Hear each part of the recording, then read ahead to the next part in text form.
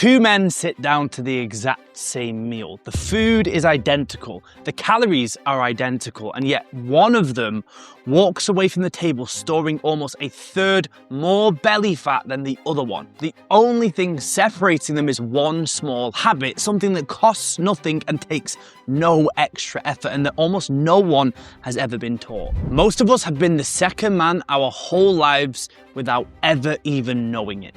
This has nothing to do with calories or macros, and it isn't even about the food itself. It's something so small and so simple that the moment you see it, you'll never look at a plate of food the same way again. So before you change your diet, add another workout, or reach for one more supplement that won't fix this, let me show you what's really going on. Chances are you've already tried cutting calories. You've tried just training harder and taking random supplement after random supplement. You've tried everything the internet tells you is right, and yet still that annoying belly fat is still there, haunting your dreams. Not everywhere, specifically there, glued to your waistline like a clingy ex-girlfriend who just can't let it go, even though it was 10 years ago. Listen, let me give you a bit of reassurance here. Having coached more than 2,000 men to lose that stubborn fat and get their abs showing for the first time in 20 or even 30 years, I can tell you without a shadow of a doubt that this isn't simply down to a lack of discipline, and it's not just about calories either. That's the surface level guidance 99% of the fitness industry spouts. But when that doesn't work, they have no answers. The problem isn't age, it isn't calories, it isn't discipline, it isn't willpower. The problem is the hormone insulin. Let me explain why. Insulin is your primary fat storage hormone.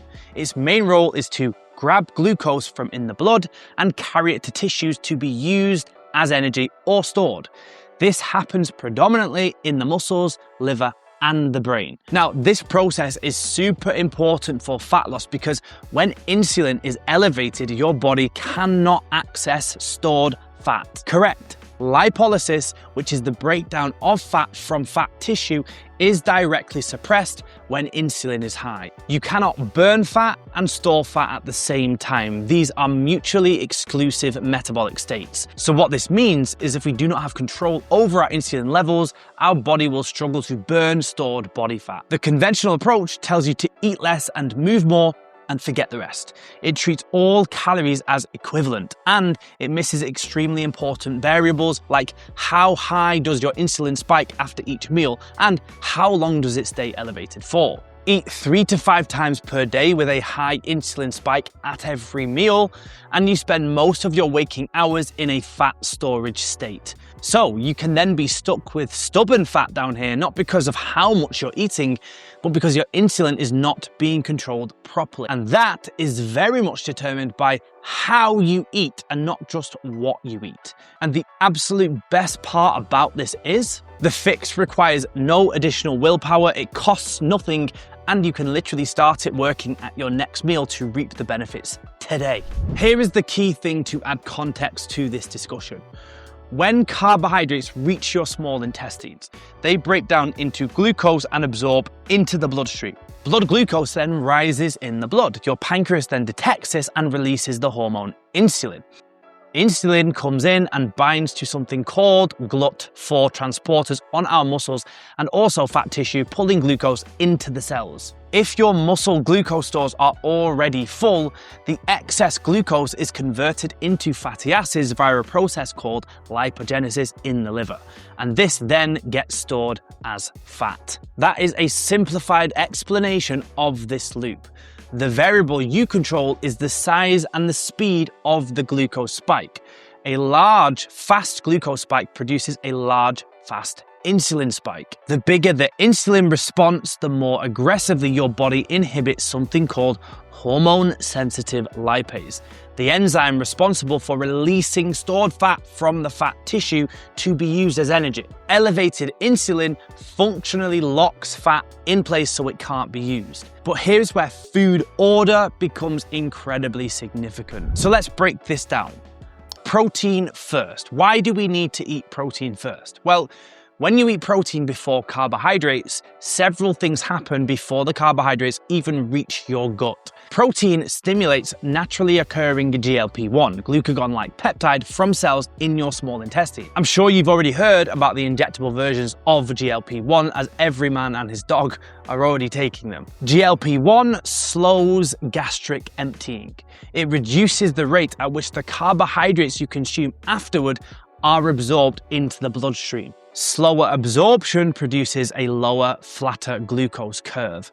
A lower glucose peak produces a proportionally smaller insulin spike. Protein also stimulates something called gastric inhibitory peptide, which modulates the insulin response to carbohydrate intake so that we don't get these crazy spikes that block fat loss. Dietary protein itself will trigger a modest insulin response. But unlike carbohydrates, protein simultaneously triggers a hormone called glucagon, which counterbalances insulin and prevents blood sugar levels dropping too low. The outcome of this is far more stable blood sugar than carbohydrates alone will produce. But the benefits don't end there. As I explained in a recent video on the topic of protein leverage, due to the importance of protein in healthy function, your body is constantly looking to fulfill its protein requirements. And until it does, it will keep driving you to eat more food. This is why every good fat loss diet is built on a foundation of protein. And so by eating protein first, you provide it with what it needs to feel satisfied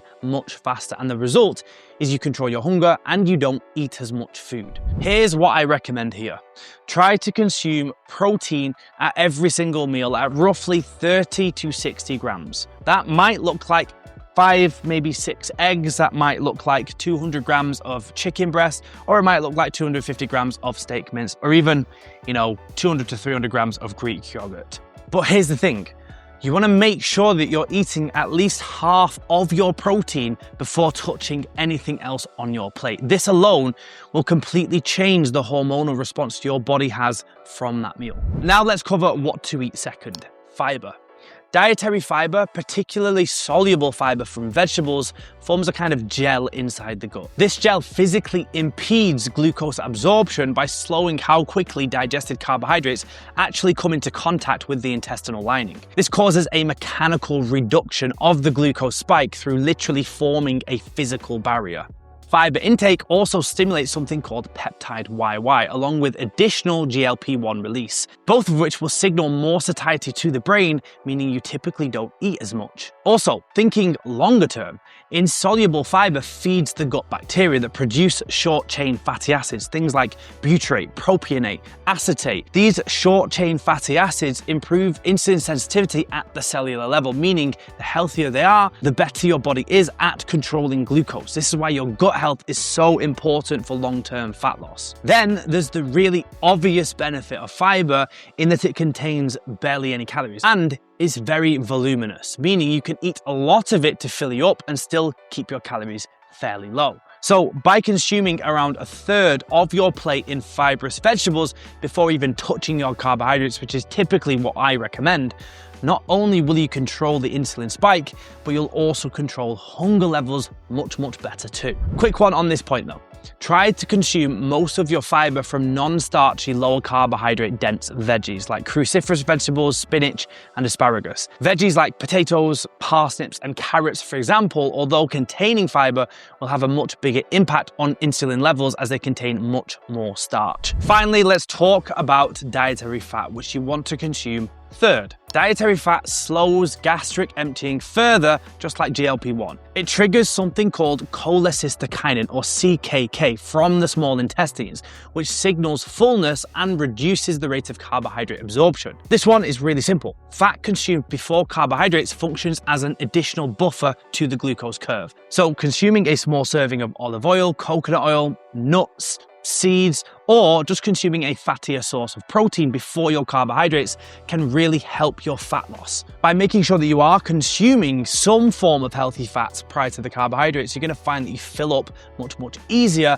and you have less cravings post-meal too. Finally, once you've done all of this, you then consume your carbohydrates. But by the time your carbohydrates are digested, if you've eaten in that sequence, protein, fiber, fat, then your carbs, glucose absorption has been controlled and regulated at multiple levels simultaneously. This leads to a lower peak glucose level, which means a lesser insulin spike, which means the duration of elevated insulin is shorter, and the more time we have with controlled insulin means more time where hormone-sensitive lipase is active. That's that enzyme that triggers the release of stored fat, which, yes, you guessed it, means more time where we can access the fat and burn fat. Get this, a study done in diabetes care demonstrated that eating vegetables and protein before carbohydrates reduced post-meal glucose by 28.6% and post-meal insulin by 26% compared to eating carbohydrates alone. That is a big difference. A 26% reduction in post-meal insulin replicated across every meal, every day, represents a fundamental shift in your metabolic environment, and this has nothing to do with how many calories you are consuming. Look, all I would say to you is this. Don't just take my word for it, try it yourself. Here is exactly what it looks like in practice. Every meal should follow this structure. Protein at 35 to 40% of total calories. That is roughly 40 to 50 grams per meal if you are eating 3 times per day. Chicken breast, lean beef, salmon, eggs, Greek yogurt, that kind of thing. Eat this stuff first, all of it if you can, or at least most of it, before eating anything else on your plate. Then, non-starchy vegetables. Fill at least a third of your plate with broccoli, spinach, courgette, asparagus, cucumber, or leafy greens, or something like that. These carry almost no caloric load, so don't hold back on loading up the plate and eat these second. Then we have dietary fat. Keep it to 25 to 30% of total calories. This is not a low-fat approach. Olive oil, avocado, eggs, fatty fish, nuts. The fat in your protein sources also counts. You do not need to add much more if you've chosen something like a ribeye or something like an oily fish that contains a high amount of fats. Then, and only then, can you consume your carbohydrates at around 25 to 30% of total calories, eaten last. Rice, oats, sweet potato, fruit. Eat them after everything else has been consumed. At this point, your gut has already done the work. The spike is managed before the carbohydrates even arrive. In real numbers, for a man eating 2,400 calories across 3 meals per day, each meal looks roughly like this. 45 grams of protein, 200 to 250 grams of non-starchy vegetables, 25 grams of fat from your chosen fat source, and 60 to 80 grams of carbohydrates. That is it. Protein first, vegetables second, fat third, carbohydrates last. By doing this, you will feel less sluggish after meals. You won't have that typical energy crash in the afternoon. You'll be way less hungry and you'll crave way less, making dieting way easier and making losing that stubborn belly fat a much easier task. So if your waistline isn't moving despite training consistently and being reasonable with your eating, the problem may not be simple effort. Your metabolic function and ability to manage insulin could be the deal breaker in your fat loss results. And my personal belief is that you cannot optimize what you have not measured, which is why with my clients, we always run a comprehensive blood panel cross-referenced against optimal health ranges, not population averages. We look into key metabolic health markers like fasting insulin, triglycerides, glucose, C-peptide, and much, much more, along with a full hormone panel and everything else we need to get a clear understanding of the level of function inside the body. This allows us to identify what the specific handbrakes are, preventing you from dropping the stubborn fat and feeling your absolute best. And if you want to understand what your blood work is actually telling you, the link is in the description to find out more. If you're not yet ready for that, that's cool. Just hit subscribe if you want more of this type of content. No filler, no guessing, just the data. I'll see you in the next video.